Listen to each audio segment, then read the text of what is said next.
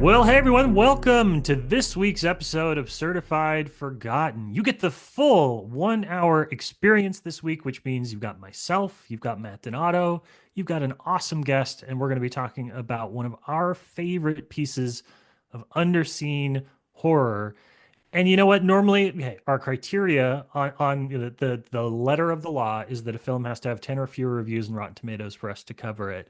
And sometimes that means we go diving in some dark corners of the internet. But I can't believe how well, Matt, this particular title for this particular week works out with baseball season just around the fucking corner. Like it could not have been a better movie.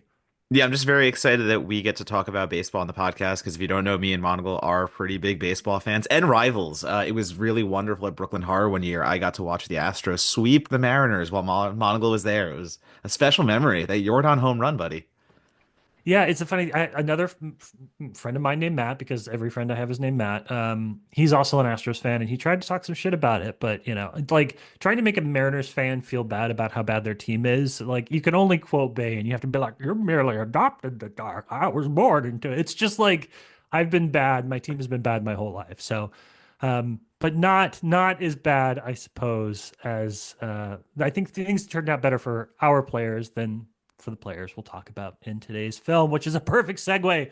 Matthew Donato, for you to introduce our guest, please. Look at you with a perfect segue, Monagle. Yes, we have another wonderful guest because we only bring on wonderful guests. And this week, we have someone who I have been reading for a while, talking to for a while. It's just one of those really nice online journalist relationships, I guess to say, that you just kind of form on, well, formerly Twitter, now Blue Sky.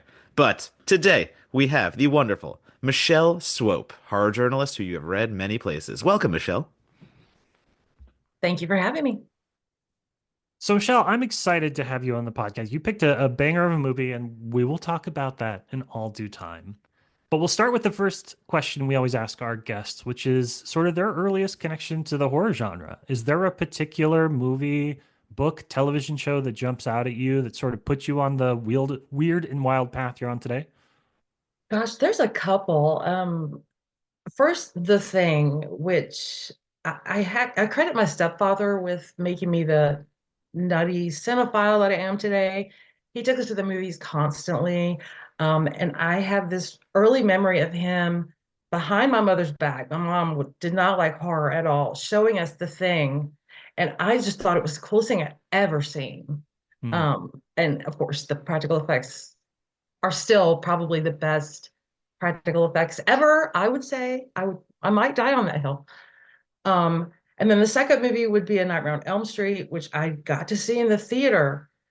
And that was such an experience because I remember sleeping with the lights on for like 2 weeks, just so scared that Freddie was going to get me when I went to sleep, but also it felt really awesome. Hmm. Which if you're a horror fan, and other horror fans know what I'm talking about. But yeah, those are my first two. I like even now, I'm 40 years old. Even now, people that aren't horror fans will come up to me and be like, Do you like being scared? Like, is that something that you like?" And you give a lot of answers, and you're like, "Well, it's actually like my constant answer is, I find that horror is a really good safe place for me to work through like anxieties, and it kind of trigger those emotions in a safe environment, and blah blah blah." But at the end of the day, I kind of like being scared. It all kind of boils down to that original experience. Yeah, I love being scared. And you can horror lets you work through so many different things that other genres don't let you do. Grief, trauma, um, even sometimes romance. We can segue into Jeremy Gardner a little bit with that. Um, just all kinds of different emotions that I just don't feel like you can work through in any other genre except horror.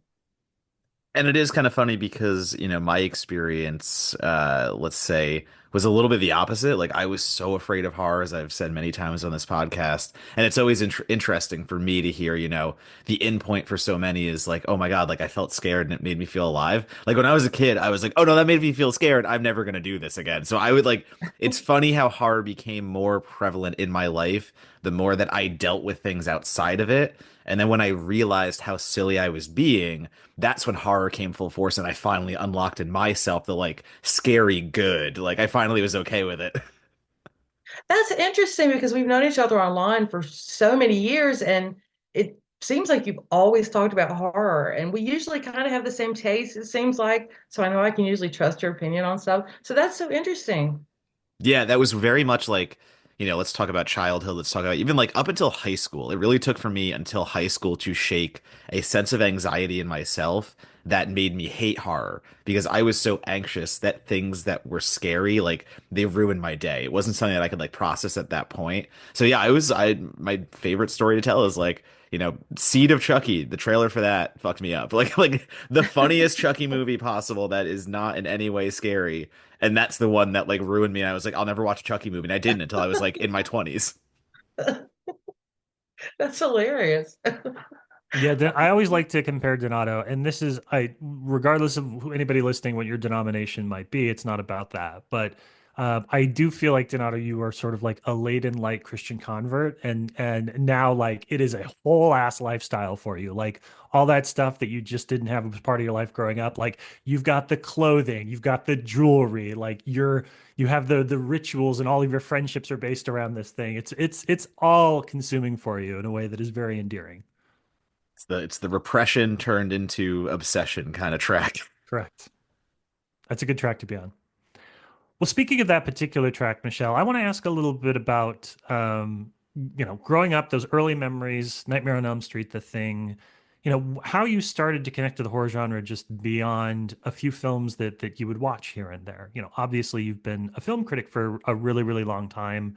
Was there a period where you were like, I want to write about movies? Was there a period where you were looking at becoming a filmmaker too? Do you have like an embarrassing collection of Super 8 videos that nobody will ever see from middle school and high school? I want to know kind of how you connected with the horror genre as you got older. It's been a journey, because I'm sure I'm older than both of you. So I could probably be both of your moms, but that's okay. We won't talk about that. Um, it's always been my favorite genre and one that I come back to, I mean, all the time. There's been long periods where, like, I remember in the mid 2000s specifically, for some reason, I went on this like crazy Asian horror spree where I went to the video store and just rented all kinds of Asian horror, to experience that. I went through like a Spanish horror phase. I just have gone through different phases. But actually, in my previous life, I worked in the medical field for a really long time. Hmm. Um, and in 2014, I was diagnosed with degenerative disc disease, and I ended up having a two-level spinal fusion in 2015 that did not go well. Hmm. And that left me disabled. And so so it's been like a decade. So that completely turned my entire life upside down. I mean, everything. I lost my career. I couldn't, my mobility has become more and more limited as this has progressed over the past decade. And I was really depressed, for a while. And one day on Facebook, back when I was on Facebook, I saw just a little post from horrornews.net. They were looking for people to review horror movies. And I thought, well, why not? I was really depressed. I was kind of in a dark place, trying to process the fact that I couldn't do any of the things that I was used to doing. And so I started out writing for them what they called, these are their words, crappy horror. I'm doing air quotes, but you can't see them. Hmm. They would like send me a folder, I think maybe once a week or something, with a bunch of screeners in it. And it was actually called crappy horror. And looking back, this is funny, but it and crazy, but it was just like super indie, like just like the not great indie, because I'm a big champion of indie horror, but you know what I mean, like the stuff that I don't know where they got these movies, but Yeah, not to name certain places, but like maybe a Wild Eye releasing, maybe. yes, maybe. Yes, maybe, probably yes. Um, and so I did that. I reviewed a whole bunch of crappy horror movies. Occasionally there would be, a decent one. And then I did that for a long time. And then I started branching out and looking at what else I could do. So this whole being a film critic and doing interviews and all of that that I love and that has become my life now, was sort of accidental. I mean, I was already like a hardcore horror fan and constantly watched horror, but then I just kind of, yeah, accidentally, fell into this, and I've learned a lot over the past gosh, 8 years, I guess I've been doing this. I've learned a Yeah. lot. Like I read a ton of other writers. I read both of you. Um, so many other writers that I've gotten to know, and I read regularly. Um, yeah, it's been a long learning process. So I eventually started writing for other sites. Um, and yeah, been doing this for 8 years and I love it and it's great. Yeah. Yeah, I mean that's, it's the journey that I think most writers have to take. You have to start somewhere. And you start with that little pitch call, and then you find it. Like it's the same thing for me. I found a little pitch call that was like, "Hey, write for us." And it's for the site that should not be named, but it got me my start. It got me what I needed, and we take them, we run with it. And yeah, I struggle hearing that a horror site is calling things crappy horror. Because listen, while we all know that there are certain places that have certain qualities, I never want to just outright be like, "Oh, these are crappy horror because they're indie and stuff like that." Like, Sure. hate to hear that a little bit. Like, I would like a little more, hey, here's some indie horror to review because I've been in the trenches. I love being in the trenches. There are days where I go 10 movies, or sorry, I shouldn't say days, but stretches where I go 10 movies and I'm like, oh boy, this is wading through whatever. But then you find a baby Frankenstein and you're like, oh wait, there's one good one. We found one. Right. And I agree with you. I agree with you. I mean, yeah, looking back, it is funny, but I do also agree with you because you probably know, I try my best to talk as much as I can about the indie horror movies I find that other people might not know about, that the ones that I really think are going to go under everyone's radar. Talk about it as much as I possibly can because there's so many little movies out there that get spread by word of mouth online. And that's the only reason that horror people know about them. And I think that's great. I mean, that's one of my favorite things to do is to turn other people onto some really cool little indie horror movie that I stumbled on. Yeah, we can reframe that and say that you were working the slush pile, which in publishing is the direct submissions when somebody just mails their manuscript directly to the publisher. The screenwriting world is the same thing. They just mail their screenplay right to a studio. And every now and then, it's the job of some first year out of college person to kind of go through and read some of them. And once in a blue moon, you find a hit. So we'll call it the slush pile. That sounds better than crappy movies. I think that's a nice That's way of much putting it. better. Yes.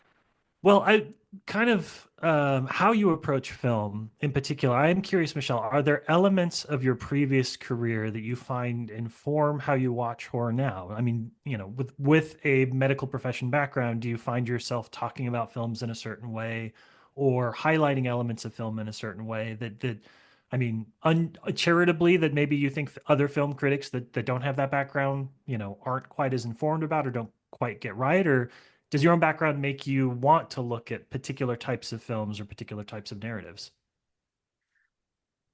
Um, the only way that I can think of that I think about medical things at all when I watch horror movies is I'm very clinical about things, so I can be watching a movie and maybe there's some like crazy kill and I'm thinking that's just not even possible to do that. Like that wouldn't really work. Or I'm like, oh shit, this person's fucked. They're really gonna die. Stuff. My brain tends to go to clinical places. Hmm. Like I'm sure other people's probably don't.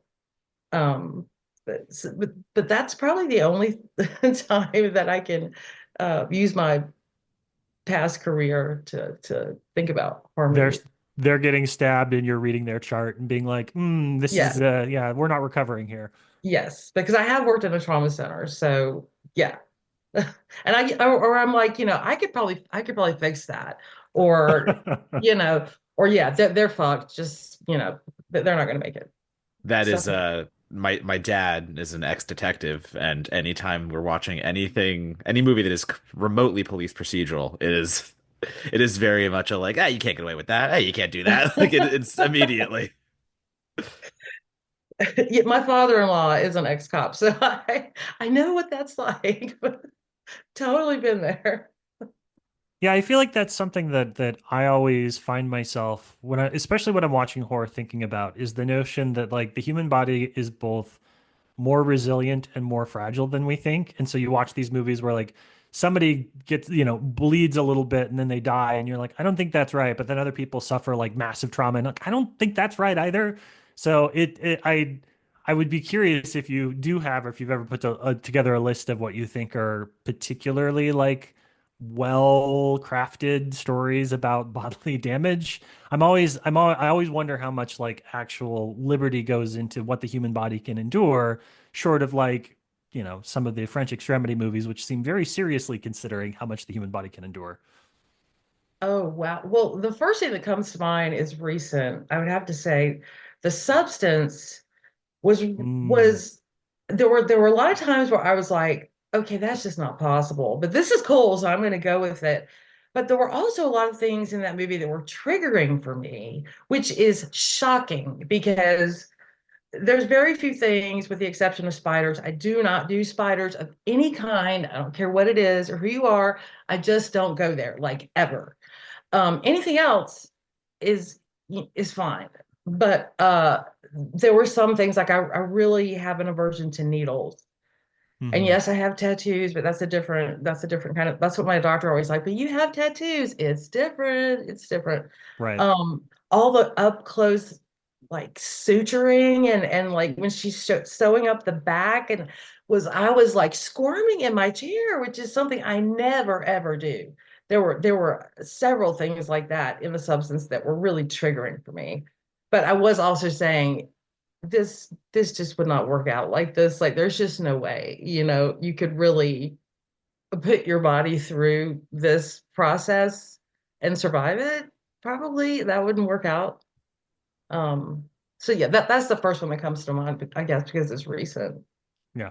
Yeah, I do. I the same monocle. So you said French Extremity, and that's my first like thought was like Martyrs. Like, how does a movie like Martyrs? I would love to hear the actual analysis of all that. But I mean, it Yeah. is funny too because a movie like The Monkey just did that little fun clip where a bunch of morticians were watching the deaths, and they're going like, that seems a little far-fetched. So I Yeah. definitely think there's an article in there, Michelle, where you just analyze a bunch of horror movies based on how realistic they are in their ability to keep the people alive. That is a great idea, actually, and something I've never thought of. I love that. I'm going to write that down, That's all actually. yours. Take it. It's a free Yeah. one. You got the Yeah. I love experience. that. We That can't is a do it. great idea. That's Yes. that's the best we can offer on the podcast is we give you article ideas when you're done with the podcast. That's as good as it Yes. gets. Yes, I'll take it. I Well, have. Oh, oh, I was go gonna ahead. say. Go ahead, Donato. I have a question because you post about this online. You have a connection, let's say, to scare acting and haunted houses and things of that nature. So, Oh, was that a fuel for the fire, like for all of this? And did that happen prior to you writing? Was that something that came first and then the writing about horror, or? yes, it came before writing.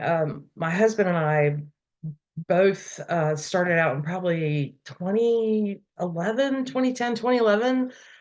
We lived in Virginia. I don't know if you've ever heard of St. Albans Sanatorium. Um, it's definitely haunted. I'll say that. They hold a haunted house every year. A little side note, I also do a column on Blood Disgusting about the paranormal. And so I've talked about this a little bit in my column. Um, but anyway, we happened to get this apartment that was directly across the street from St. Albans, and it's up on this hill above a river, and it looks really menacing. We were like, oh my God, this is the coolest place ever. And so we moved into that apartment, which was also directly above a funeral home, and the crematorium smoke would blow up onto our balcony. And so so we kind of had this trifecta of just paranormal shit that was happening at any given time. But back to scare acting, we started out volunteering at St. Albans because we thought it would be cool, and both of us had an interest in haunted houses, but also in the paranormal. And so we both worked for the haunted house, and we also did like paranormal tours and investigations and stuff like that. Um, but of course, once my health started going downhill, I had to give that up. My husband still is a scare actor. And actually, we moved to Wilmington a couple of years ago in North Carolina, and he's actually hooked up with the Bearded Skulls guys. Do you know them? You know what I'm talking about? I have heard. I have heard. They are very cool. They've done like Scream, Halloween, The Black Phone. The founder even worked on Blue Velvet with David Lynch. Just they've done just a ton of stuff. And well, was it last year or the year before? When were the strikes? 2 years ago now? Time has no meaning. Gosh, 2 years. Yeah, during the strikes, of course, everybody was out of work. And so the special effects guys decided they had always wanted to do a haunted house. And so that was the first year that they did it. And my husband's been a haunt actor for a decade, and he worked with them that year and it went really well. And you heard it first, they're planning something for this year that he's going to be involved in that should be really cool. But yeah, that's a long answer, but that's my connection to haunt acting. We both did it. I had to give it up because of my health. He still does it. um and what was the second part of your question? Related to horror or Well, just just your journey, like, at becoming a writer. Like, so, like, did that instill in you, like, just bring you closer to the horror genre and make you want to write about it even more? Or was that just for funsies on the side? it was a little bit of both. I think it was both. It is fun to scare people, I have to say. Yeah, that is the one thing with the horror stuff that I won't do. Is I do not like haunted houses. I do not. I can't do it. I refuse to do it. The last one I did was at the behest of friend of the website, Jacob Hall, who does an annual excursion here in Austin every year.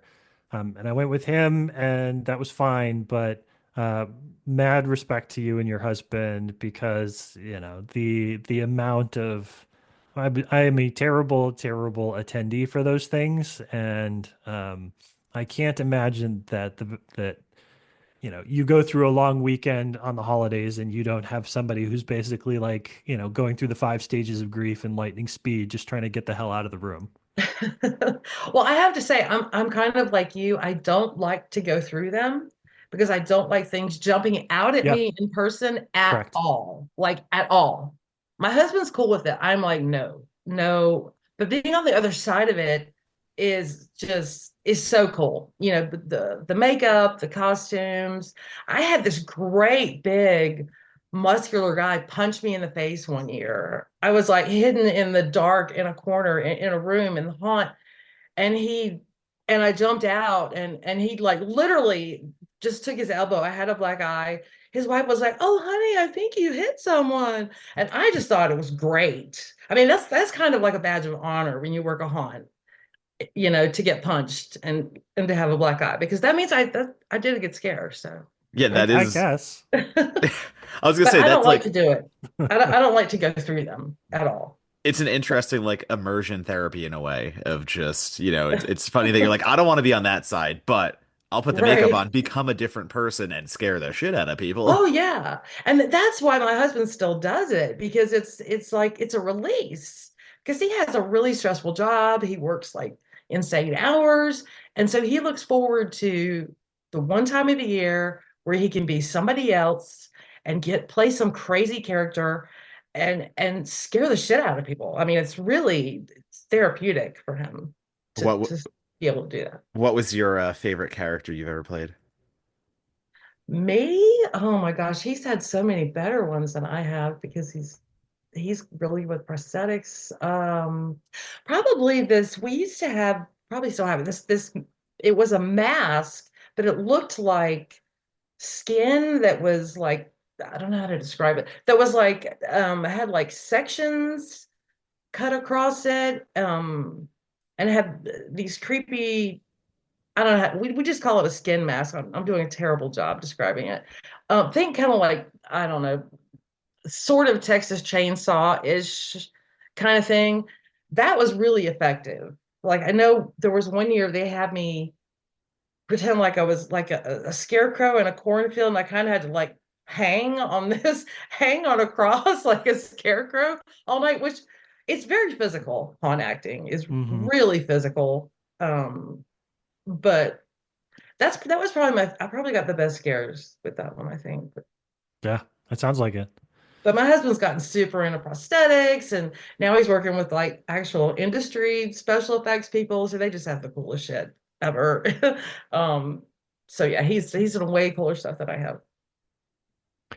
Well, from talking about haunts to discussing other spaces that you might be trapped in that you desperately want to leave and can't, I think that is the perfect segue to talk about today's film, The Battery. So we're going to take a quick break, and when we come back, we're going to dive into baseball and the apocalypse.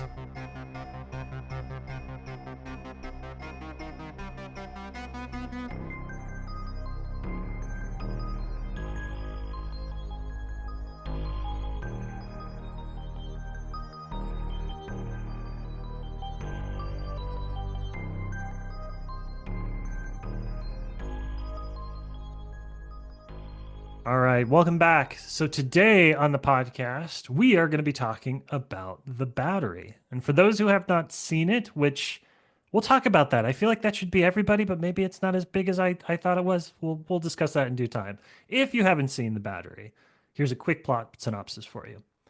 The apocalypse makes for strange bedfellows. That's at least the case for Mickey and Ben, a pair of minor league or independent league, Donato and I had a whole discussion about that, baseball players who strike out together after the zombie apocalypse.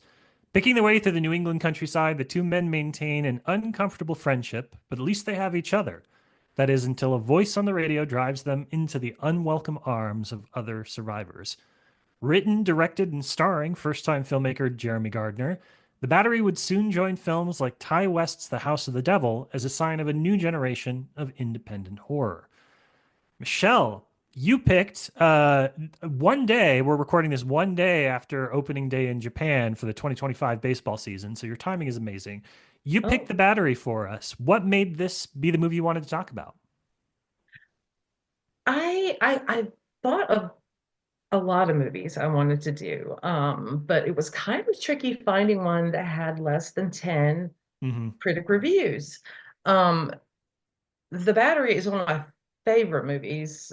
I found it by accident, and I've tried to spread the word, and I felt like maybe a lot of people might know about this movie, but there's probably still some people who don't, because it's a little movie, but it's so well done. And I like to talk about this movie for a lot of reasons, but probably my favorite piece of trivia about this movie is that they made it for $6,000, Yeah. which blows my mind because it is so well done. Yeah, the story Um, goes Gardner asked six of his friends to give him $1,000 each because he figured, hey, if he fucked it up and everybody lost their money, $1,000 isn't like a, the kind, it wouldn't ruin anybody's lives. So they're very considerate. If you have a friend who's a filmmaker, that's probably among the most considerate asks you can get. oh yeah, I agree. And I think there's a story in the documentary, which I can't remember, about the car. Like somebody gave them the car. Do you know what I'm talking about, Donato? It's the car was like again like given in a way, but it also broke down Yes. during Yes. shooting. Yes. So yeah, so literally the shots towards the end of the film when they are stuck in it, luckily didn't have to move because it couldn't. Well, Yeah. let me ask this to Michelle. Donato and I have chatted a lot and are very excited about the baseball components of this because it isn't very often we get to talk about baseball on a horror movie podcast. Is that a game like to help us know how this conversation is going to go? Is that a game you care about at all? Are you a baseball fan, or is your love of the battery sort of, in addition to or besides the baseball themes present in the film? Oh, I didn't know you were gonna ask me this. I no, I don't. I don't. I'm not a baseball fan. That's okay. That's okay. It's a zombie movie first with a little bit of baseball flavor, is how I would describe it. But I know that Jeremy Gardner is a massive baseball fan, so we can still talk about baseball. That's fine. Oh, we will. It might just be an auto on me, but we will. Do you remember? Because I was trying to remember the first time that I saw this film because it's so when I think about the battery, it feels like a couple of things all at once. It was like one of the first movies where I remember independent film festivals, genre film festivals kind of starting to make some noise. It's one of the first movies I remember where I was on Twitter, and so people were talking about it on Twitter. So this is a movie to me that feels like it was the beginning of like three or four different things, but I don't remember specifically the first time I watched it. Do you remember the first time, Michelle, that you sat down and watched The Battery? I do. My husband and I just randomly came across it back in the early days of Shudder. We signed up for, I guess, the beta or whatever Shudder had in the beginning, and we've been with them ever since. And it was just randomly on there. We didn't know who Jeremy Gardner was. Shudder was still kind of new. It was an independent film. We watched it and we were like, God, this is fucking awesome. Who are these people? And that was it. And we've been fans ever since of everything that Jeremy Gardner touches. Donato, same question to you. Do you remember watching The Battery for the first time? Yeah, your experience that you just described was kind of mine too, because this was, right at the beginning of when I started getting more prominent in writing about horror. And I was, as Michelle has talked about already, like with herself and how like champion indie horror and all this stuff. I definitely cut my teeth and became known as doing the same thing. Like I got a lot of opportunities covering movies that other people weren't. I'd be like, yeah, I'll take the indie, I'll take that. Like I want to write about that. It's fun. I want to spread the word. And The Battery was one of those first ones. It was an early one for me where it's on a website and some editors like, yeah, someone want to do this. Like, yeah, it's not that big, whatever, like that. But Twitter mentioned I had just been like getting more into it and scouring horror feeds, and everyone's talking about The Battery. Like it was that Yeah. first wave of mumblecore, whatever you want to call it. There was all this talk about, it's the mumblecore of horror.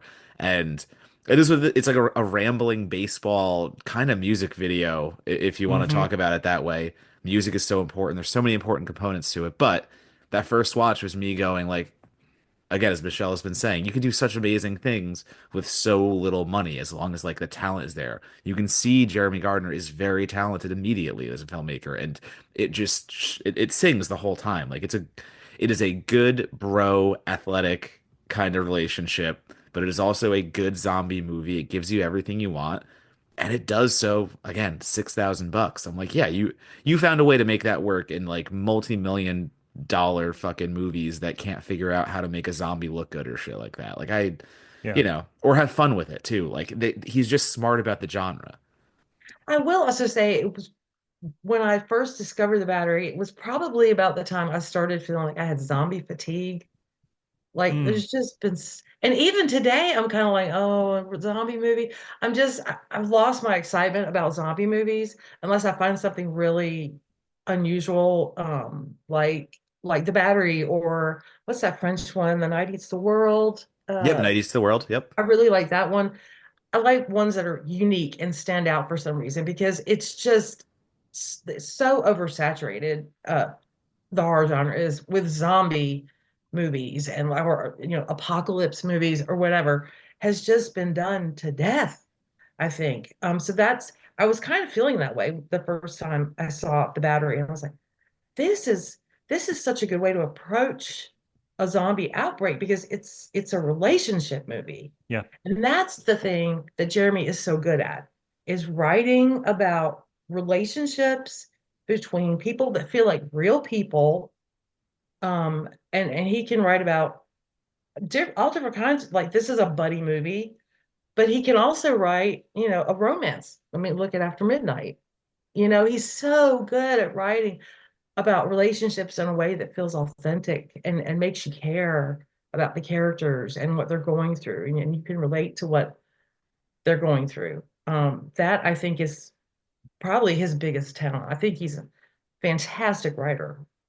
Yeah, I love After Midnight a whole lot. And you are 100% right. The testament of just his writing ability for creating organic characters who feel real, go through relevant emotional trauma, and react in such unique ways. After Midnight, I think is a perfect little double bill with Spring because you got the rustic connection to both of them, that Benson Moorhead Oh and yeah. Lawson of it all.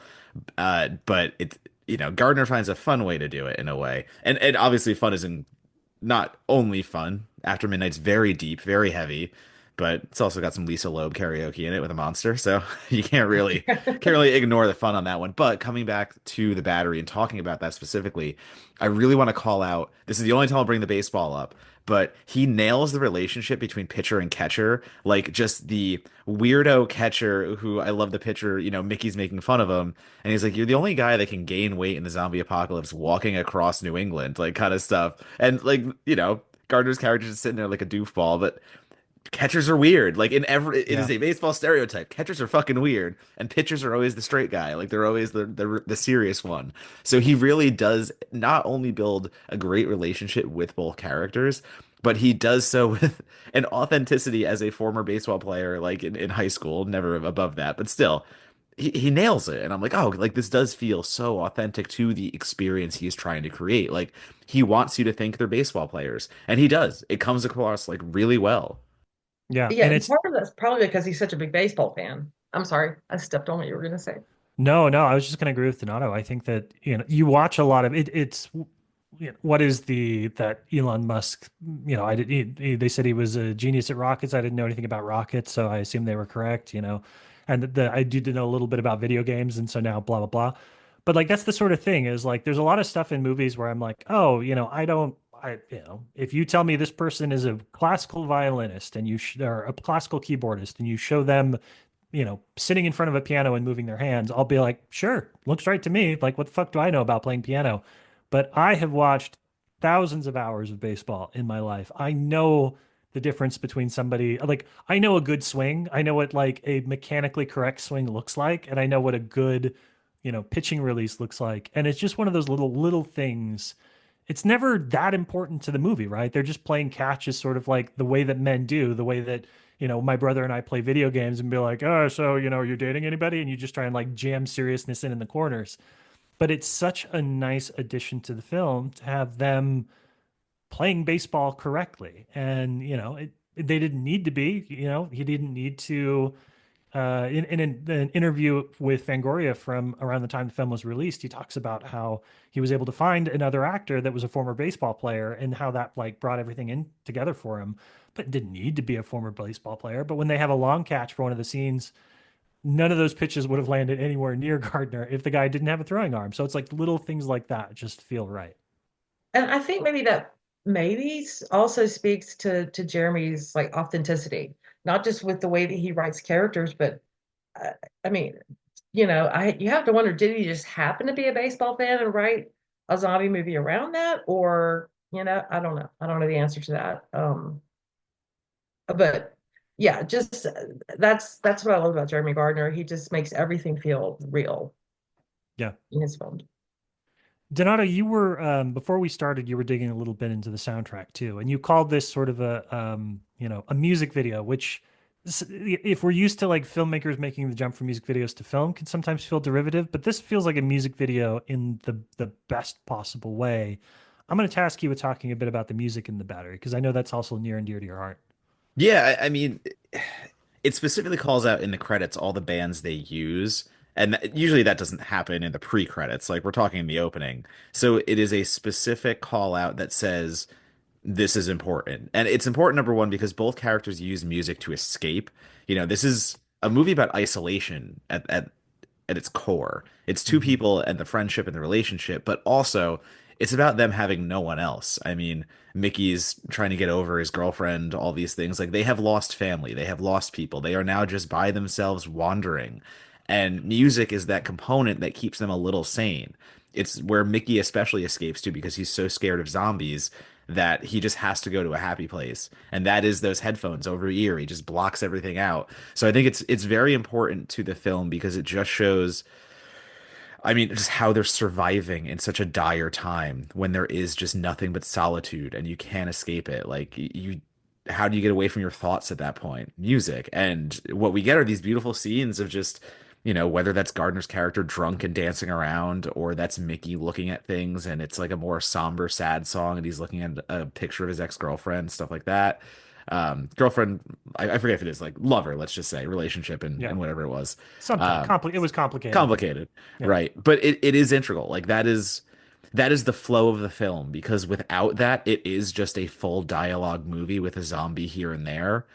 And you need that through point of the music to kind of carry us through because it doesn't matter to me that they just feel like little vignettes for music videos. It has a good vibe. It's indie alt rock the whole time. It's the same spirit almost of the people making the movie, so it just connects in with like the indie sensibility of it all. I think it works really well.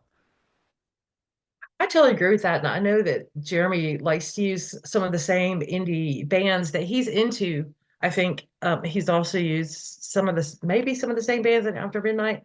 Is there one song that's in both movies, or am I imagining that? Seems to me like there's one. Is it the song where he's drunk in the battery? Is that song in After Midnight, or is it a different? Do you know what I'm talking about? It I might feel like be. there's I a don't have it song off the in top of both. my head, but yeah. I feel like every time I watch either one of those movies, I'm like, that song is in the other movie too. Hmm. Or maybe it's just a really similar song. But I think it's really cool that he picked indie bands that he is super into, and it works. It just gives it this vibe that most of his work seems to have that works really well for me. I think. Well, because it's the DNA of everything, you know. If you're picking things Yeah. that you like, it's gonna make you more invested in a way and just happy with what you're doing. You know, you're not making a movie at this point to please anyone. You're making a movie to please yourself. And I think that is what leads to great art sometimes. I'm not gonna say every time, but when people just make the movie they want to see front to back, they're not worrying about how other people are viewing it or, oh my God, what if they don't like the song or what if they think there's too much music? No, like Jeremy Gardner made the movie exactly that he wanted to make. It's full of music. It's about baseball. It's about zombies, you know? It's that is what makes it unique. I often fight with, the studio mentality of trying to make big budget movies that please everyone and just water things down. And you're never going to get something like The Battery out of that. You're never going to get a movie Yeah. where a pitcher is in a station wagon in the back and a zombie is banging on the window, but it's a hot girl zombie, so he starts jerking off. You're not going to get that in a normal movie.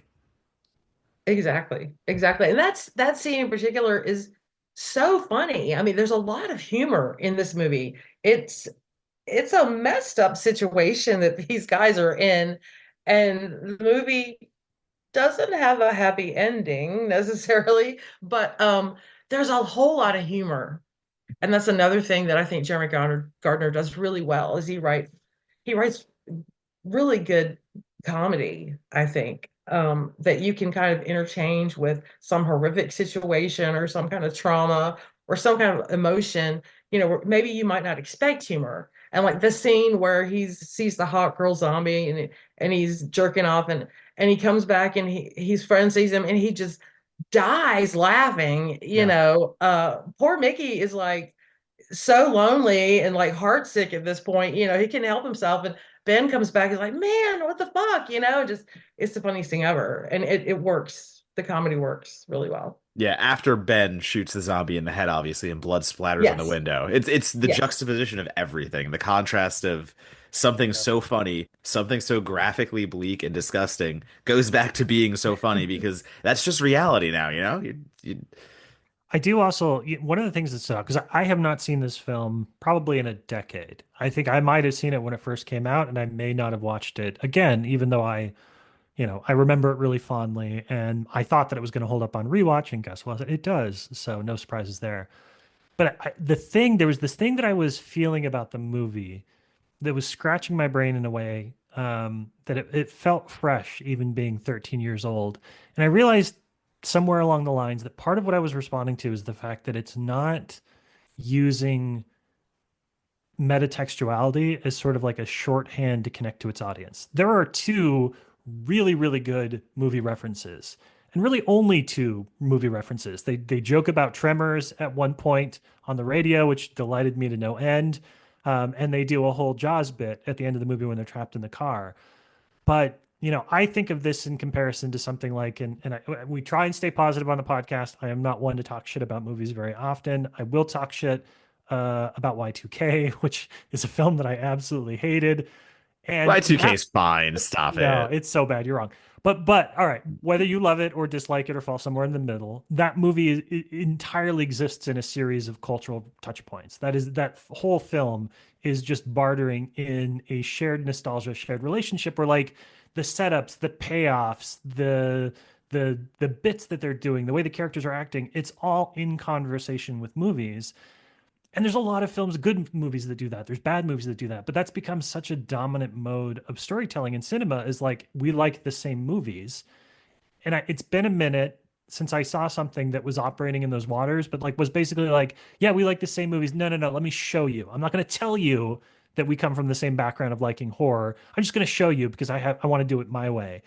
And that's something that I loved about the Battery on a rewatch is this notion of like, yeah, it's, Gardner was clearly grew up on the same kind of movies that we all did, but he's kind of distills that into his own essence rather than being like, hey, do you remember Evil Dead? Hey, do you remember Shaun of the Dead? Yada, yada, yada. It's not as metatextual. And that 13 years later, it's not a good sign for the rest of for the rest of horror sometimes, but 13 years later, that feels remarkably fresh. I agree with how rewatchable it is. This is a movie that I come back to frequently because it is one of my favorite movies, as is After Midnight, which I also watch. In this house, we watch a lot of Jeremy Gardner. Yeah. And when we have the chance, we turn other people onto Jeremy Gardner, which we actually did recently. We actually did like a Jeremy Gardner-a-thon. I haven't told anybody else this. Um, and we were so proud of ourselves, my husband and I, because we were like, you've got to know about Jeremy Gardner. He's really important. And even showed Tex Montana. I mean, we did like a whole thing. I Love was it. But gonna say, going down to Tex Montana, that's a Yeah. deep cut there. yeah, like I said, we love Jeremy Gardner in this house. But uh, I'm about to lose my original thought. It's so rewatchable, The Yeah. Battery. I can't tell him how many times I've seen it since I stumbled on it by accident that time. I watch it a lot. It's it's just hitting on things, Monica, like you said this, and I don't want to repeat it that much, but it's hitting on things that you just don't see that often, either in indie movies or in zombie movies. And it is doing it in a way that I keep coming back to over and over again, just to reiterate that. I don't know how Jeremy Gardner isn't bigger. Yeah. That's one of my things, like having seen After Midnight, having seen all these things. He's also just a good actor too. I've seen him in plenty of other things. Whether he's playing a psycho killer or he's playing a psycho. Well, he plays a lot of psychos. I should say that. But when he's even not playing psychos, I think Gardner is so talented, and you can see it come out in these films. And it's the testament to I made this for $6,000, and it goes back to all you need is a good story. Like that's movies at the end of the day. Like you can have the biggest special effects, you can have anything you want that money can buy, but if the story isn't there, you're not going to hook people. And that is what the Battery does better than a lot, because there's also a lot of indie horror out there that is just struggling, and it's made because somebody has a kernel of an idea and they've got the money to do it, so they jump into it.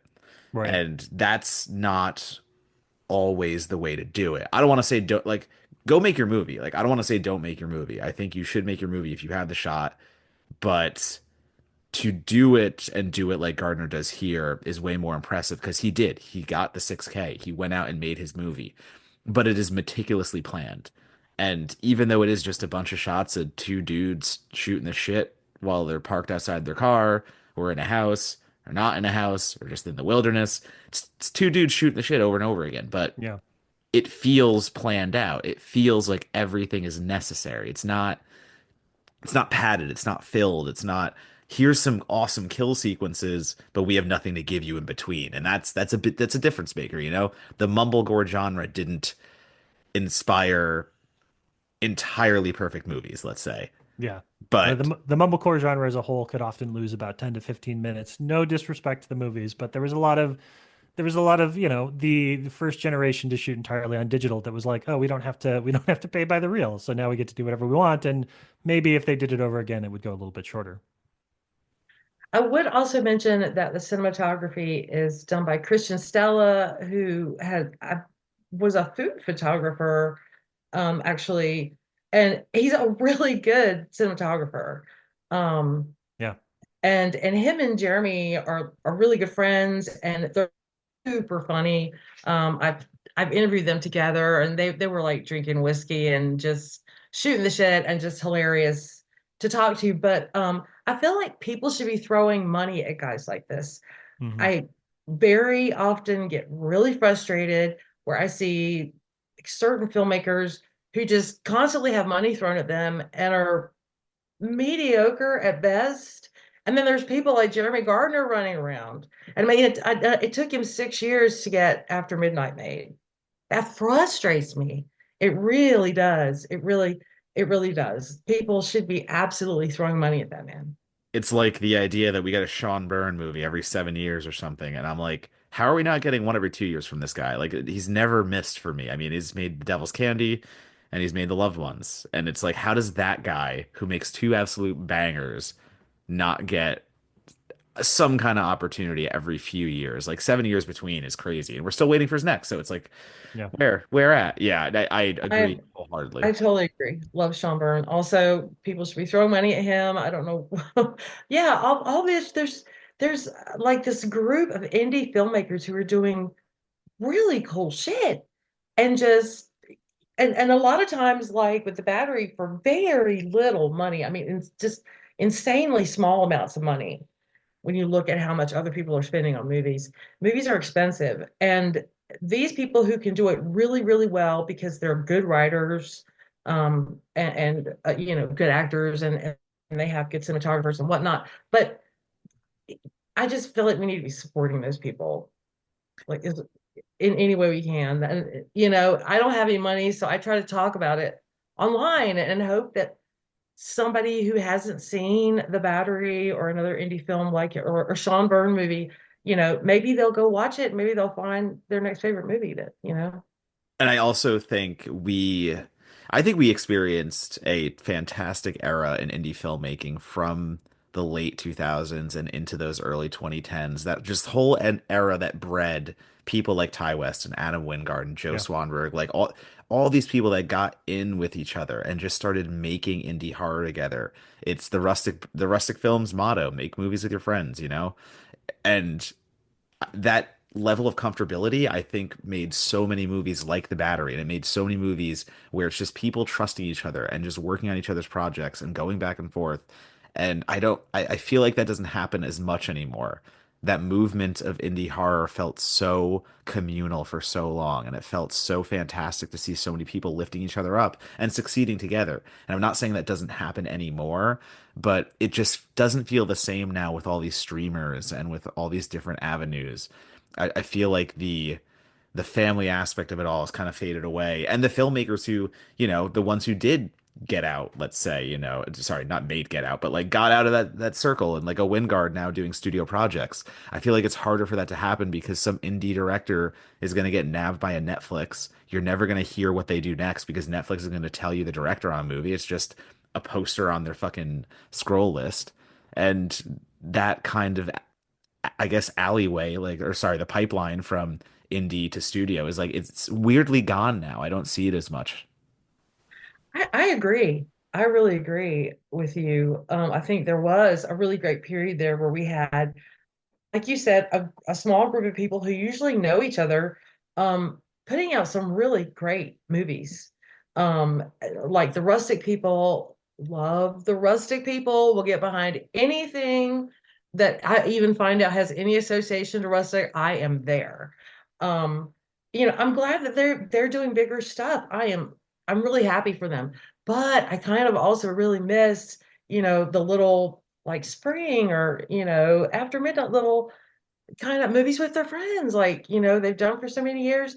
And I guess maybe it's a lot of it has to do with how much the industry's changed. Like you said, streaming Yeah. has changed a lot of things the past. And I know everything's different since the strikes a couple of years ago. I know a lot of people in the industry are struggling right now.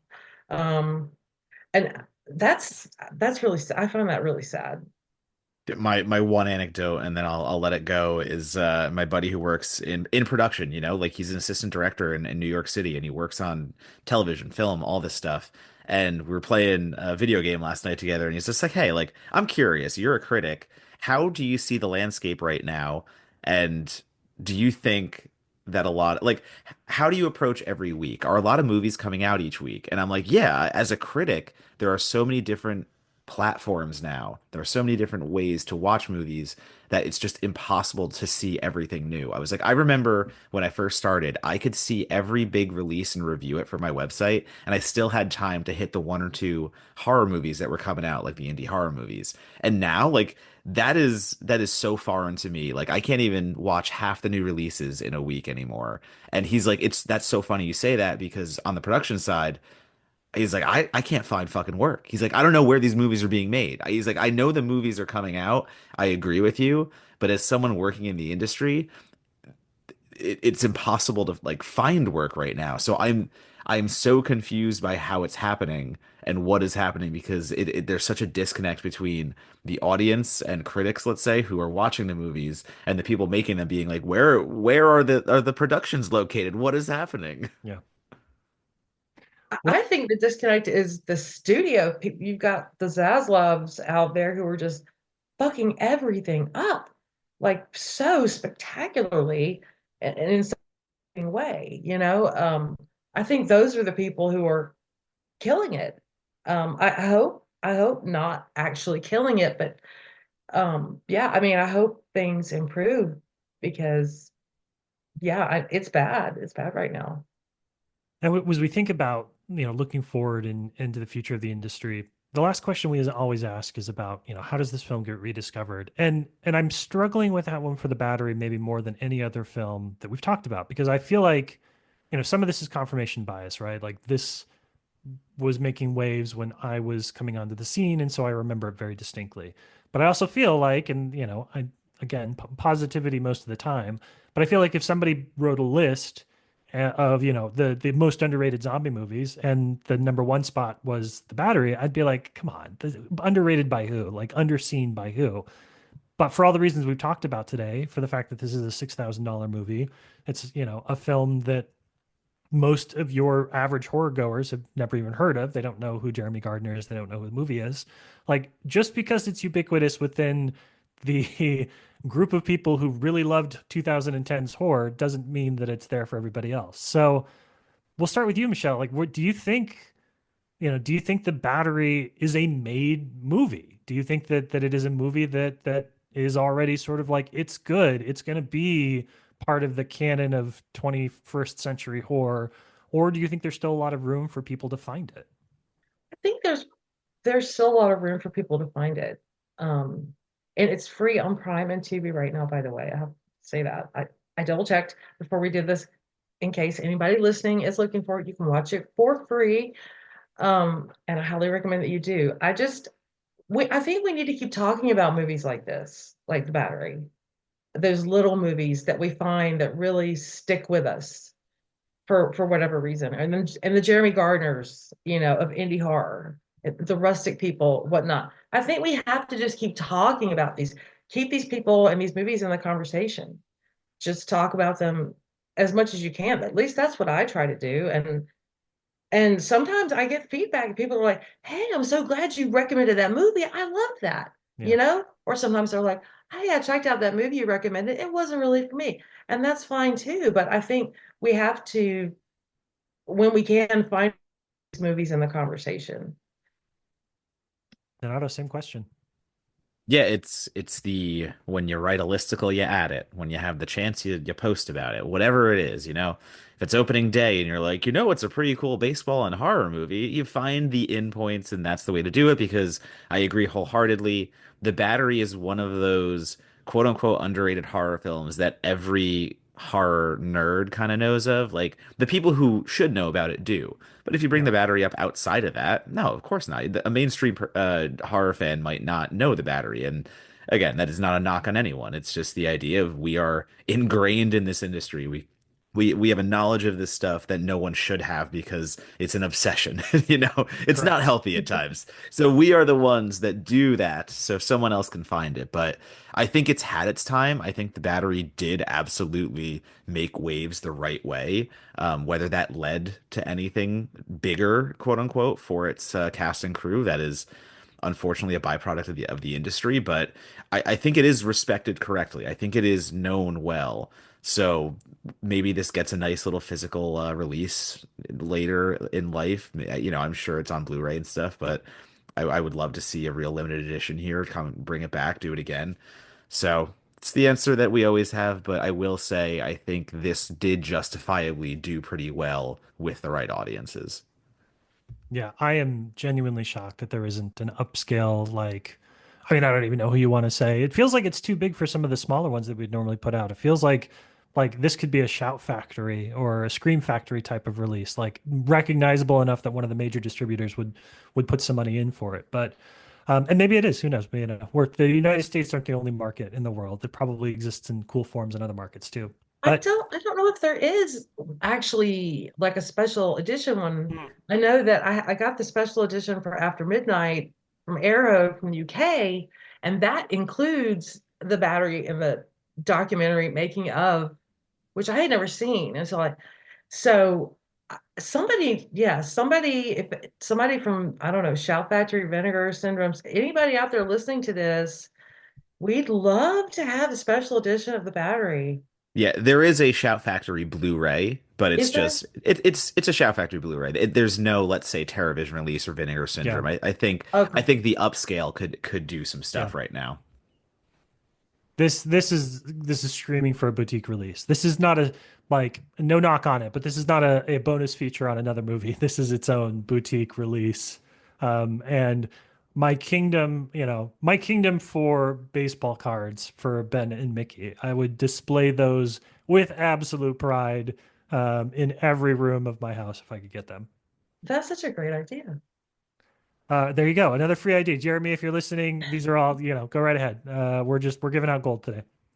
Michelle, I want to say thank you so much for coming on the podcast. I'm so glad you brought the battery. I know that Donato, he messaged me and he was like, "Thank God, finally somebody has given this to us." So, I'm genuinely surprised it took this long. I'm being yeah, honest me because too. the battery's been on my list for a while if someone needed like to ask for one. So happily confused. And I But don't know why it doesn't have more critic reviews. And actually, one of the reviews doesn't count because apparently there's some kind of glitch in Rotten Tomatoes, and they put my review for After Midnight when it was originally called something else oh under the wow, battery and under After Midnight because it had a different title in 2019. So one of the reviews under the battery isn't even for the right movie. So I can't believe there's not more than 10. I'm very happy about that because normally Donato is the one extra review that puts us over the top. So now our guest is the one extra review that brings us under, though it was still under even before that. Well, speaking about reviews you've written, now is the time on the show where we'd love for you to talk about how folks can stay connected to you. If there are places they can go to check out your writing, if you've got some regular series, wink, wink, that you want to talk about, regular columns that you want to talk about and promote, how do folks connect with you online? Well, I have a monthly column on Bloody Disgusting about all things paranormal. I've been doing for about 3 years. So, I mean, witchcraft, vampires, mediums, ghost hunters. I've tried to cover just about everything in the paranormal world. I haven't run out of topics yet. So you can find me doing that every month. I also write reviews and do interviews. I'm getting ready to cover Panic Fest for Bloody Disgusting, do some freelance stuff.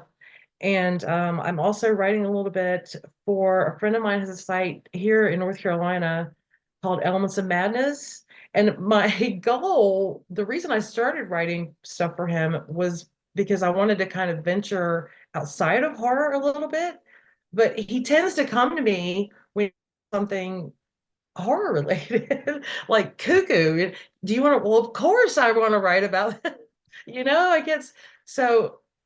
Yeah, I'm trying to kind of venture outside of horror a little bit, but keep getting pulled back in.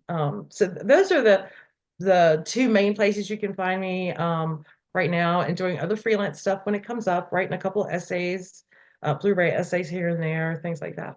Very nice.